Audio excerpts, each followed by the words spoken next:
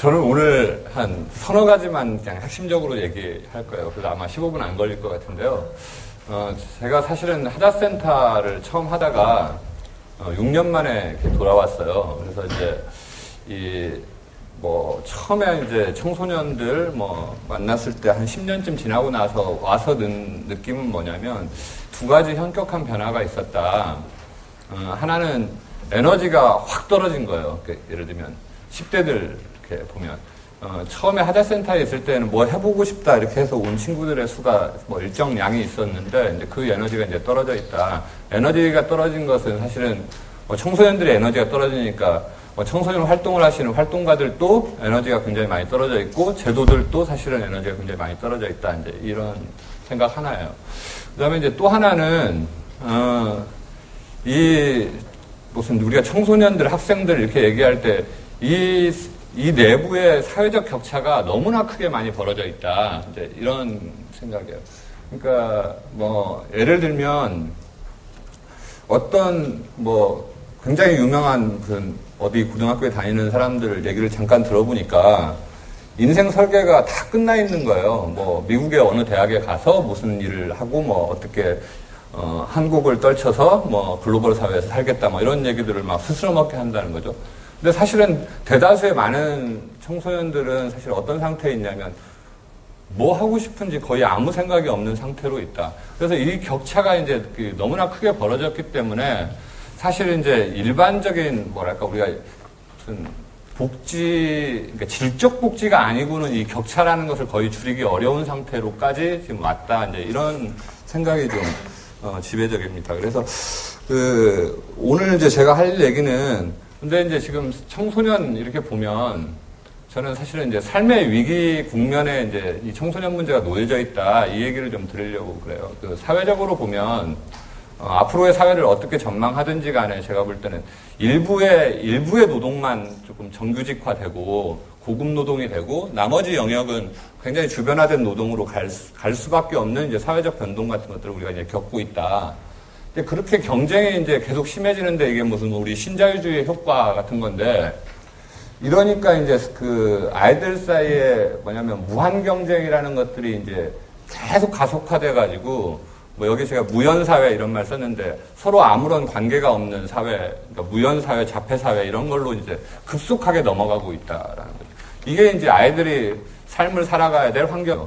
그러니까 이제 10대들도 그렇고 대학생들도 그렇고 굉장히 우울한 거죠, 지금 세상이. 근데 이제 인구는 줄어가지고 앞으로는 앞세대들 연금까지 이제 떠맡아야 되는 이제 이런 상황에 처하다 보니까 인생이 얼마나 우울하겠냐, 이제 이런 얘기에 대한 한 10년 전에는 하자센터에서도 자율적이고 문화적인 주체를 양성한다, 이런 모토를 가졌었거든요. 사실 이런 얘기를 더 이상 하면 안 될 것 같은 생각이 드는 거예요. 이제 이미 아이들한테 핵심적인 문제는 이제 생활의 문제 같은 것들이 이제 핵심적인 과제로 들어와 버렸다. 그래서 제가 사실 청소년 정책, 청소년 활동의 핵심 문제는 생활력 이런 단어로 지금 꿰야 된다라는 게 제 개인적인 생각이에요. 그러니까 생활력 이런 걸 어떻게 이제 풀어갈 거냐. 이 삶의 위기라는 조건 속에서 생활력이라는 것을 어떻게 키울 거냐, 이제 이런 얘기를 좀 해보고 싶다, 이런 얘기예요.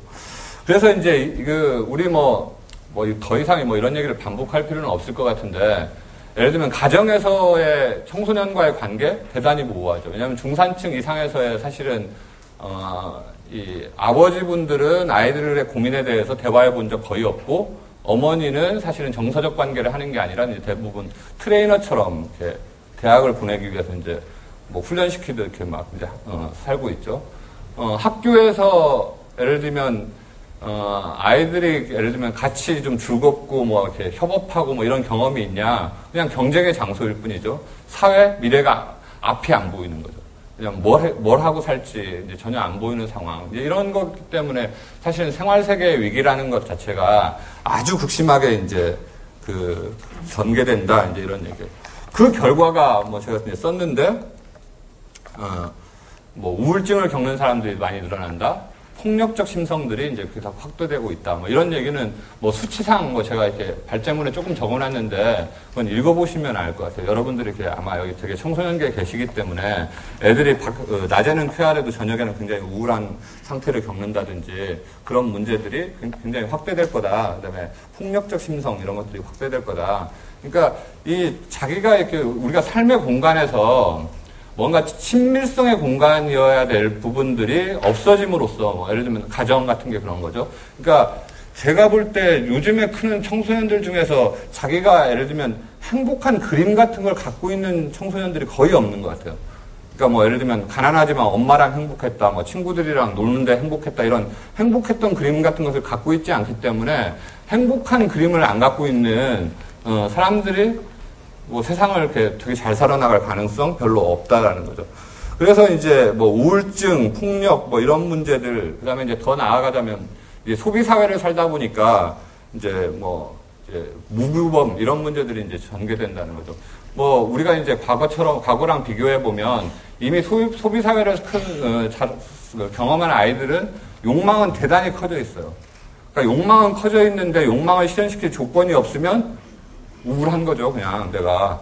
뭐 이런 것이 이제 있고, 내가 그냥 친밀해야 될 영역에서 경쟁해야 되고, 예를 들면 뭐 이런 관계 속에서 이제 일상의 폭력이라든지 따돌림이라든지, 뭐 예를 들면 상처내기라든지 이런 식의 이제 현상들이 이제 계속 확대되어 가고 있다라는 거.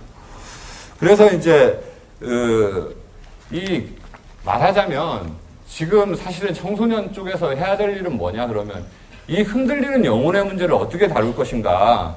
저는 복지 문제 플러스 흔들리는 영혼을 다룰 문제 어떻게 다룰 것인가 이 얘기가 있어야 된다라고 생각해요. 그러니까 영혼들이 흔들리고 있는데 이 문제에 대해서 어떻게 할 거냐. 그래서 뭐 예를 들면 제가 최근에 본 그 선생님 글 중에 이계삼 선생님 글에 보면 결국 이제 학생 문제 이걸 풀기 위해서는 육체 노동을 같이 하고 같이 시를 읽고 이런 수밖에 없다. 뭐 이런 얘기를 이렇게 진단하게 된다라는 거죠. 그러니까 같이 이거 혹시 13분 예. 이제 그런 상황에 이제 처해져 있다. 그래서 이제 지금 아이들의 현 상황이라는 것은 사실은 그냥 세상이라는 것은 그냥 살면 된다. 빠져나올 수 없으면 그냥 죽여라.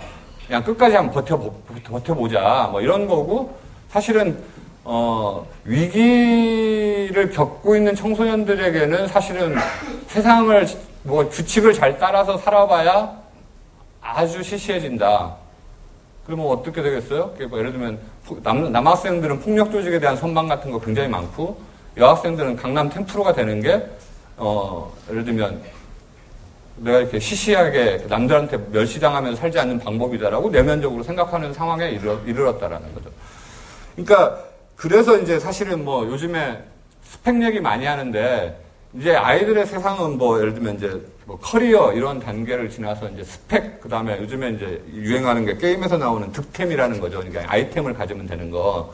그러니까 이런 식으로 내가 이제 세상을 사고하는 아이들한테 대화나 소통이나 이런 것들의 가능성은 사실상 없는 거예요. 이제 그렇다라는 거죠. 그러면 이제 어떻게 할 거냐. 이제 상황이라는 게 이렇게 우울하고 뭐 사회적인 앞으로 이렇게 전망 같은 것들도 뭐 별로 나아질 것 같지 않고 뭐 이렇다라고 하면 이제 사실 청소년 활동 그다음에 뭐 아이들과 어떻게 만날 것인가의 문제 같은 걸 이제 다시 재고해 볼 수밖에 없다라는 거죠. 그래서 이제 제가 계속 생각하는 것 중에 하나는 이게 이제 아까 생활력 뭐 이런 얘기를 드렸는데 이 협동교육과 예를 들면 노작교육 같은 문제를 다시 전면적으로 꺼내야 되겠다 이런 얘기예요. 그러니까 이제 협동교육이라는 이거 사실은 교육학에 보면 프레네라는 사람이 이런 얘기를 했죠. 저는 프레네의 핵심은 뭐 여러 가지 얘기가 있지만 저는 뭐 책을 정교하게는 안 읽고 그냥 한두 마디 써먹을 것만 읽는데 프레네가 이제 이 학습과 사회의 통합 이런 얘기를 해요.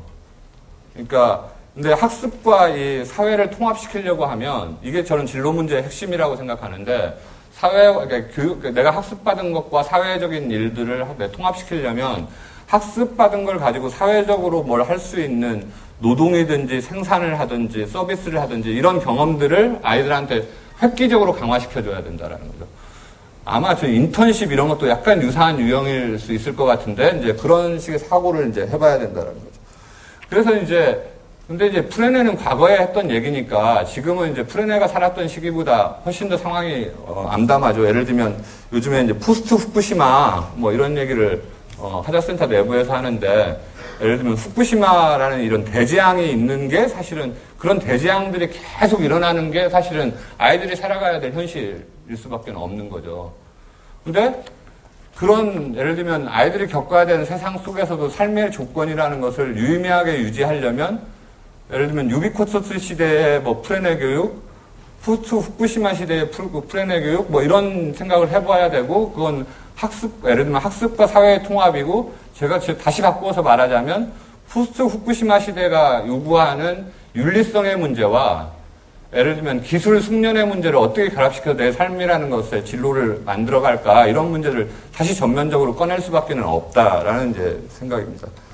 그래서 뭐 그런 차원에서 보면 아이들이 예를 들면 협동 뭐 이런 것을 통해서, 그다음에 서비스를 같이 공동으로 만든다든지 이런 걸 통해서 사실은 이제 적대의 몸과 경쟁의 몸을 바꿔야 되고, 그러려면 이제 일하게 하고, 그러니까 더 이상 애들을 놀려주자 이런 얘기는 이제 그만해도 된다라는 거죠. 왜냐면 제가 볼 때 아이들은 이미 다 문화적 주체예요. 이 소비 사회를 컸기 때문에. 그래서 뭐 아이들한테 뭐 자기가 하고 싶은 것을 하게 하자, 놀려주자, 스스로 뭐 예를 들면 문화적 주체가 되자, 이런 얘기는 이제 아마 이제 그만해도 되는 시기로 우리는 아마 급박스럽게 넘어갈 거다, 이제 이런 얘기고요. 그래서 이제 청소년 정책 이런 걸 도대체 어떻게 봐야 되느냐, 이제 이런 문제, 아까 이게 이제 저한테 주어진 제목이 간극이거든요. 근데 이제 제가 이 간극 이런 걸 생각하다가 저는 진흥원에서 이번 토론이 굉장히 유의미하다라고 생각해요. 이 간극이라는 것을 다시 좀 한번 생각해보고 다시 질문을 던져보고 이런 게 이제 굉장히 좀 필요한 시점이 됐다. 근데 만약에 그 청소년 정책에서 뭐 아이들을 행복하게 하기 위해서 어떤 활동을 어떻게 하게 하고 뭐 이제 이런 얘기를 아이들한테 들려주면, 아이들이 요즘에 아이들이 많이 쓰는 말 중에 어른들이 어떤 말 하면 오그라든다 뭐 이런 말 쓰거든요. 그러니까 이제 오그라드는 느낌을 받는 거죠. 그러니까 현실성이 전혀 안 느껴지기 때문에. 근데 이제 지금 사실은 청소년계에서 지금 만들어 놓은 여러 가지 제도 문제 같은 것들을 좀 점검을 다시 해야 된다라는 게 개인적인 생각이에요. 예를 들면 저는 이거 요즘에 뼈저리게 느끼고 있는데, 저희 하자센터에서 뭐 여수국제 청소년 축제라는 것을 진행을 했어요, 최근에. 근데 자원봉사 떨어졌다고, 통역 자원봉사 떨어졌다고 엄청난 항의 전화가 오는 거예요.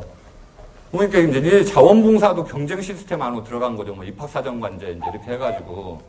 그렇고 뭐 예를 들면 청소년, 옛날에 전문계 학생들이 이렇게 진행하던 청소년 창업 프로젝트, 요즘에 5분의 3은 노동부에서 진행하는, 제가 심사를 갔다 왔는데 외부 친구들이 자기 경영학과 가기 위해서 다 적어서 내고 있어요. 그러니까 이미 이제 제도라는 것의 기능이, 그러니까 완전히 경쟁, 뭐 그다음에 등급화 이런 기능으로 갔을 때 우리가 다시 한번 생각을 해봐야 된다. 그래서 청소년 쪽에서 지금 하고 있는 일의 이해관계를 확장하는 게 문제가 아니고, 정말 이 시대에 맞는 청소년 활동이라는 것을 다시 질문하고 구성함으로써 사실은 사회적 지지나 이런 것들을 얻는 방향으로 가지 않으면 청소년 정책은 제가 볼 때 큰 부서가 아니고 뭐 힘 있는 뭐 이런 게 아니기 때문에 계속 어떤 점에서 밀려갈 거다. 그런 점에서 사실은 문제의 좀 원점으로 우리가 좀 되돌아가는 어떤 이제 전환, 이런 게 필요하다, 이런 생각이고요. 마지막으로는 사실은 그런 점에서 사실은 지금은 양적 확대가 문제가 아니고 질적인 전환 같은 것들을 조금 빨리 해야 될 때다.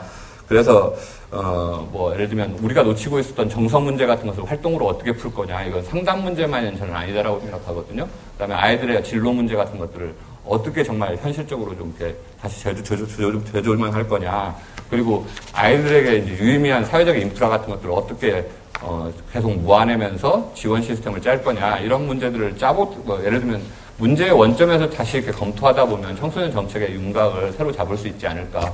여기까지 발제 마치겠습니다.